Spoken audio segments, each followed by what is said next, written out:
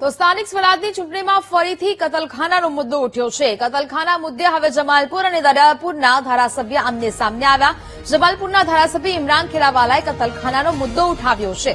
AMC અમદાવાદમાં કતલખાનું મંજૂર કર્યું હોવાની વાત ઇમરાન ખેડાવાલાએ કરી। ભાજપે કતલખાનાને ધાર્મિક મુદ્દો બંધ કરાવીને રદ કરાવ્યું।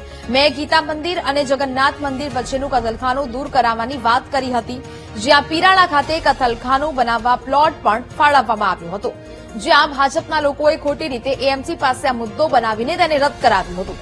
આગામી સમયમાં અમદાવાદમાં ઓલિમ્પિક આવશે, જ્યાં નોનવેજ ખાનારાને ફૂડ કતલખાનાથી જ મળશે। ઇમરાન ખેડાવાલાના દાવા પર કૌશિક જૈનનો પ્રહાર। ખાડિયા, દરિયાપુર, શાહપુર અને બહેરામપુરામાં કોંગ્રેસનો સફાયો થશે। ઇમરાન ખેડાવાલા હાર ભાડી જતા તુષ્ટિકરણની રાજનીતિ કરી રહ્યા છે। ગેરકાયદેસર કતલખાના વિરુદ્ધ કાર્યવાહી કરવામાં આવશે। છેલ્લા 3 વર્ષથી આ કામ ચાલી રહ્યું છે અને ચાલતું જ રહેશે, તેવી વાત કૌશિક જૈને કરી છે। આવનારા દિવસોની અંદર જે શાહનવાઝભાઈએ બતાવ્યું કે હમણાં જ મેં અમદાવાદ શહેર માટે, ખાલી જમાલપુર માટે નહીં પણ અમદાવાદ શહેર માટે સ્લોટર હાઉસ મંજૂર કરાવ્યું હતું। એ સ્લોટર હાઉસ કોર્પોરેશનના નિયમો મુજબ મ્યુનિસિપલ કમિશનરશ્રીએ મંજૂર કર્યું હતું, પરંતુ ભારતીય જનતા પાર્ટીના લોકોએ ફક્ત એક રાજકીય મુદ્દો બનાવીને, એક ધાર્મિક મુદ્દો બનાવીને આ રદ કરાવી દીધું।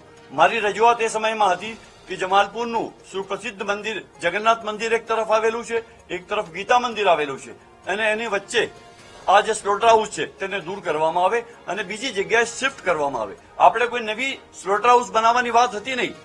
ઇમરાન ખેડાવાલાને ખબર પડી ગઈ છે કે જમાલપુર, ખાડિયા, દરિયાપુર અને શાહપુર અને બહેરામપુરમાં કોંગ્રેસનો સફાયો થવાનું નક્કી છે, અને તેઓ સ્લોટર હાઉસના નામે એક તુષ્ટિકરણની નીતિને અમલ કરાવવા માટે અને લોકોને ચેતવવા માટેનું આ નિવેદન કરી રહ્યા છે। આ સિટી વિસ્તારના અંદર હવે ભારતીય જનતા પાર્ટીના દરેક વોર્ડમાં ઉમેદવારો જીતવાના છે એવું નક્કી થઈ ગયું છે। એમની વાત પરથી